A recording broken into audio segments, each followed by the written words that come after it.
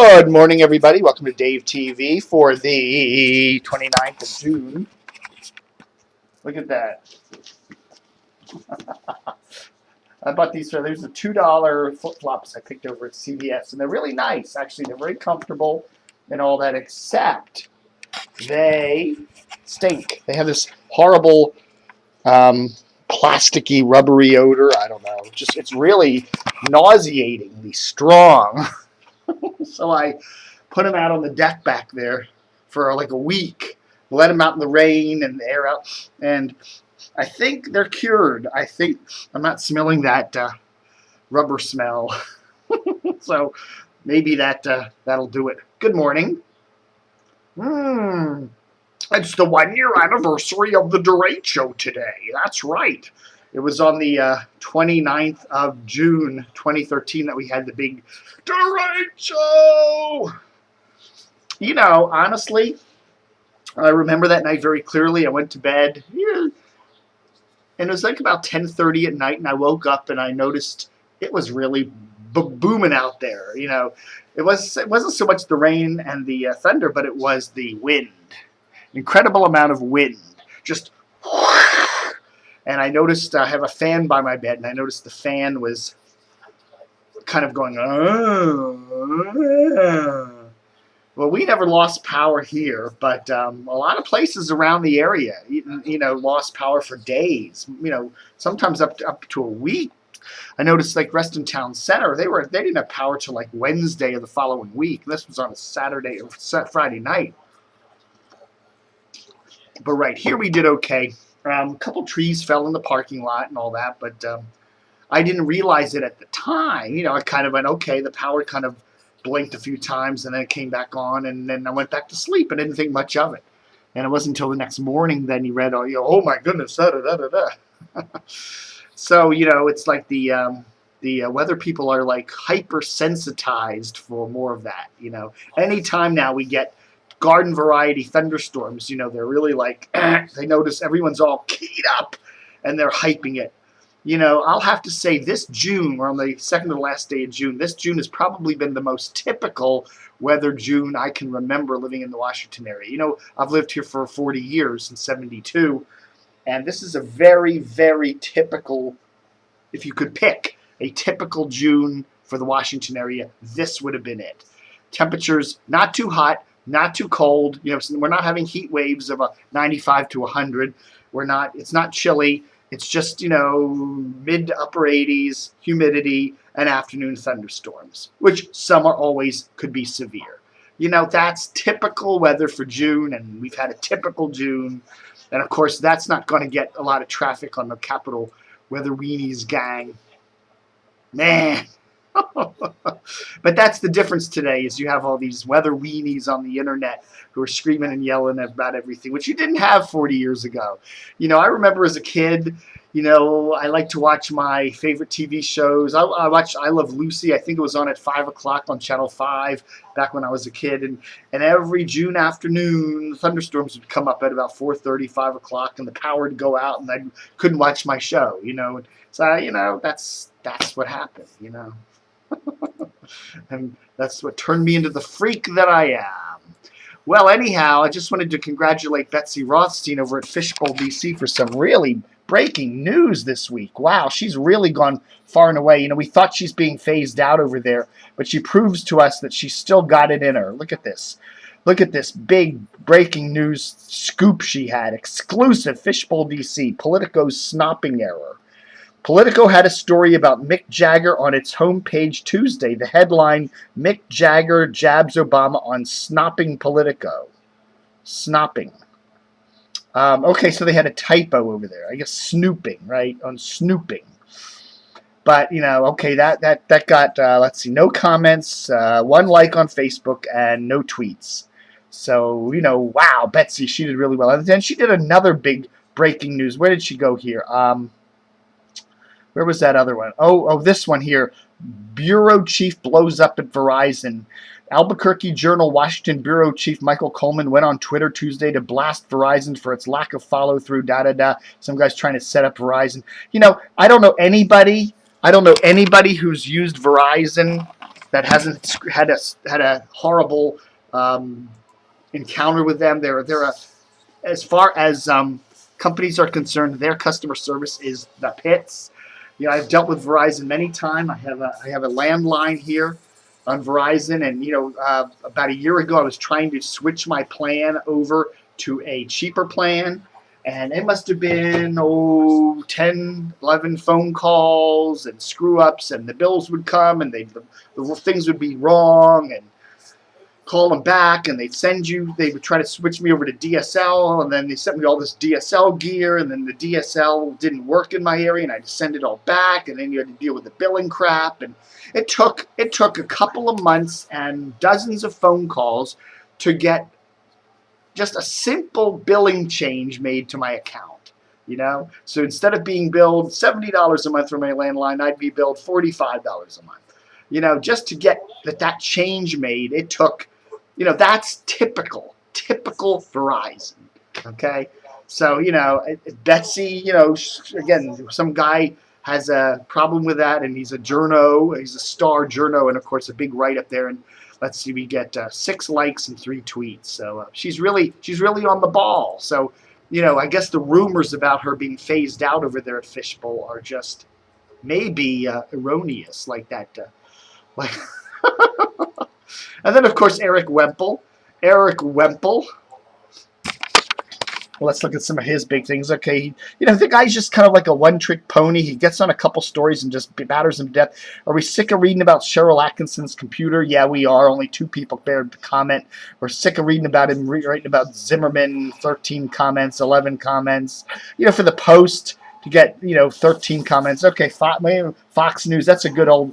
Anytime he wants some traffic there, Fox News. You know what they ought to do? CNN brings back Crossfire, 3 comments. And this is the Washington Post, man. As Scotty, as DeForest McCoy would say, DeForest Kelly McCoy would say, this is the Washington Post, man. You should be getting more than 13 comments on a post. If you don't snap up, Mr. Wemple, we're going to hire Zurwick and we're going to replace you. And the problem with David Zurwick now is that one of the things he writes about Chelsea Clinton on that NBC show, Date Rape? What's that show called? I can't remember. That NBC News show, Chelsea Clinton's on it, and of course, they canceled the show, so poor old Chelsea Clinton is no longer going to be, well, I guess she's still with NBC, but it's something that poor old David Zurwick can't write about now anymore. Man, oh man. What's the big news today? Big news this week. Let's look at the week in review. The week in review. I guess the big story this week was Mickey Cucchiella exiting 98 Rock. And, you got to feel for the guy. Watch his video yesterday. He's had a tough time. His mom passed away. He's gone through a divorce. It's a tough time there. And you got to hand it to Mickey. He's a trooper. And someone was saying, how does Mickey maintain? How does he stay a comic with all this stuff?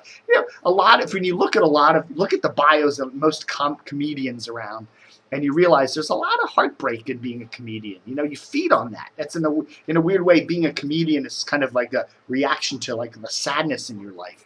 I could never be a comedian because my life isn't really that sad, but. You see that in a lot of comedians. So anyhow, it looks like 98 Rock has got a new morning show lined up. So that's interesting. We'll see if Amelia and Josh will stick around for the new show. The local radio ratings have shown lately that 98 Rock has been the top rock station in Baltimore for a gazillion years. I mean, literally a gazillion years. It's got a great signal. It's got that active rock that the Baltimoreans like. And it's been a strong, it's just been dominant. I mean, I can't think of a rock station in a major market that's been as dominant as 98 Rock has been in, Baltimore for decades, since the 70s. And yet now there's a little bit of a crack in the armor there. ZBA, Shamrock's Classic Rock 100.7 The Bay, is now in some of the ratings, besting 98 Rock, maybe tying them. So yeah, they're giving them a run for the money there, and so you're going to see, I think, some changes at 98 Rock. I don't know exactly what. I don't see any major changes. I think, you know, the interesting thing about 98 Rock is that it's owned by Hearst. Now, Hearst is mainly a television company, okay? They own TV stations all over the place, including Channel 11 in Baltimore. They only own 2 radio stations, and that's BAL and 98 Rock in Baltimore. That's all they own radio-wise. So they don't really have a radio division. So you look at Clear Channel and CBS, and they got these giant corporate entities that control radio. You know, CBS has a giant corporate entity within their company that controls all their top, 40 stations, and one that controls all their rock stations, and one that controls all their country stations. So there's a big, and Clear Channel's the same way. You know, you listen to DC 101, which is a pretty good station.